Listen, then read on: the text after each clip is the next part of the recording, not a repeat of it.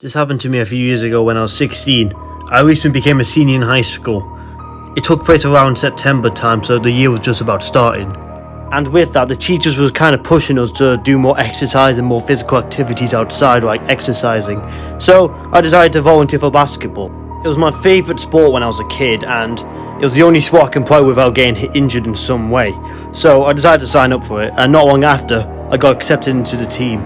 Just a week after I got accepted, it was my first proper game, and I can't remember what school we were playing against, but they were kicking our asses. It was quickly approaching half time and I didn't know what to do. My first game in and we were doing trash. I kind of felt bad, but we couldn't do anything about it. They were kind of big guys on the other school as well. So we decided to have a break. We decided to head back to the changing rooms and have a drink.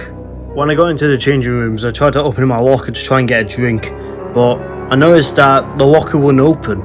I tried for like 2 minutes and it wouldn't open. I asked my teammates if their lockers were open, and they were. I was like, what the hell? This is like, so mine's the only one that was locked. So I went back, tried opening it again. I was getting really annoyed at this point because obviously I was so annoyed about the game's events. But then I just noticed I saw a light coming through the other side. I didn't know where the light was coming from though. Everyone else started to head back to the game, but quickly before I left, I decided to check through the peephole in the locker to see where the light was coming from. But I didn't expect what I saw on the other side. I saw somebody's eye poking through the other side. I fell back, nearly hit my head on the floor, but I managed to get back up and ran to my coach, and he called the police. Of course, when he got there, the guy was gone. The game was called off and everyone went home. The guy was never found. And that what still kills me to this day.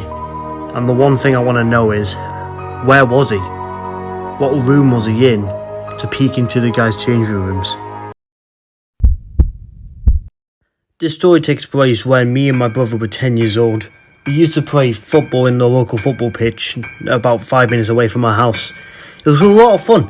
It was like our way of bonding, I guess. But this wasn't a great experience for us.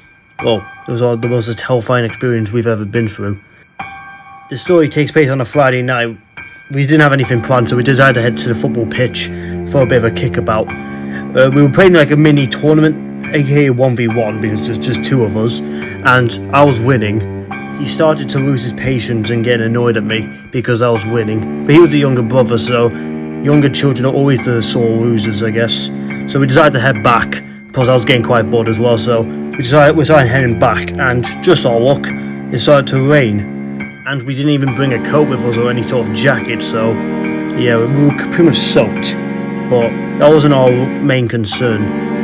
After a few minutes of walking, we suddenly heard a twig snap behind us. We turned back to see what the cause of the noise was, and we saw a black figure have his back against us, just facing in the other direction, and we didn't know what to do. Because our mum never told us about strange dangers, so we didn't know how to approach this. We didn't know whether to run, or hide, or try and talk to the guy, or anything. So we decided to run for it. But before we did, he turned around. When he did, he had the most terrifying smile I've ever seen. His teeth was crooked, his eyes were bloodshot, and he was laughing like a crazy person as well. And this made me and my brother even more scared, so we took off running. We suddenly noticed he had something in his hand. He had a large kitchen knife. That made us run even quicker. Our house was pretty much around the corner, but we knew there was going to be a risk. He now knew where we lived, but I didn't care. As soon as we got home, the better. When we finally got back to our house, we felt better, but we were still terrified, especially my little brother, so I put him to bed. I didn't expect him to sleep though, but when I went to bed, I had the most disturbing nightmare of my life. This was my experience of true fear. I never felt anything like it before. I woke up at 3 AM, but I didn't know what woke me at first. But I kept looking around my room, because I thought I heard someone in the room itself. But then I turned around to the corner of the room where the door was, and then I saw a black figure standing there. At this point, my body just froze up. I couldn't move. And then he started to move closer towards me. And then my body finally snapped out of his trance, and I turned on the light, revealing the guy that chased us earlier. And then I suddenly woke up. That was the last time me or my brother ever saw him. To this day, I still don't know why he targeted us.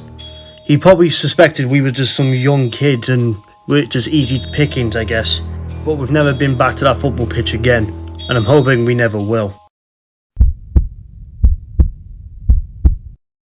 This story takes place during the whole Crown epidemic of 2016. When my brother was younger, he used to be a massive fan of table tennis, so he signed himself up for a tournament. So I took him because I was the only one available to take him. He did really well, I'm not gonna lie. He managed to get up to the final two, but he just got defeated at the end. I know he was a bit bummed out about that, but I'm still surprised he managed to get up to that nonetheless. But yeah, so it was quite late when the tournament finished. It was around 10:30 at night, so we decided to head back. At the time I couldn't drive, so the only way we could get back is walking. I didn't want to. I could see in my brother's eyes he didn't want to, but we didn't have any other choice. So we decided to speed walk back so we didn't have to spend too long in the rain. We were walking back, we're actually having a lot of fun. We're just having a nice chat. And I was praising him for his performance in the tournament until I heard something I didn't expect to hear. I heard a little cackle, like of a clown. I turned around, but no one was there. My brother noticed my suspicion and he asked me what was wrong. I told him nothing, only because there was nothing to tell him. There was no one there. I couldn't prove my suspicion otherwise, so we decided to walk on with that cackle at the back of my head. I was starting to get a bit confused, and then I heard it again. Then I turned around again, and just like the last time, nobody was there. Now I knew something was up. One time could be passed off as a bit of a coincidence, but now, this is like someone is messing with me. So we just kept on walking.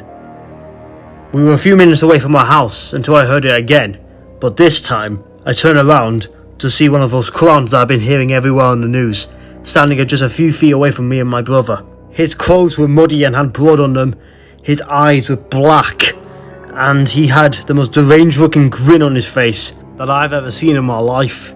Then, suddenly, he pulled something out of his pocket. He looked like he had a very small kitchen knife, but it was enough to scare me and my brother into running away from him as quick as possible. But, no surprise, he started chasing after us. The whole time we were running, I kept hearing him laugh over and over again, but me and my brother were quicker than him, but he was quite persistent, so he kept up. The only way we could lose him, without him finding out where we lived, is to go into the woods. Me and my brother hid behind a bush. I knew he couldn't find us here, but the fact he was still chasing us still gave me the chills. My brother was crying now. I tried to get him to calm down, and AK shut him up because obviously he was still chasing us. I kept hearing twigs snapping, and that god-awful laugh came with it. We waited there for God knows how long, and we thought we had lost him. But when we stood back up, he noticed us, and we went back to running again. I was trying to figure out a way for us to lose him, because if he knew where we lived, then he would keep harassing us. Then I suddenly remembered my brother still kept the table tennis bats from his tournament, so I came up with the perfect plan. So me and my brother hid behind a car, and waited for him to come around the corner, and then we smacked him with it, and then that knocked him out.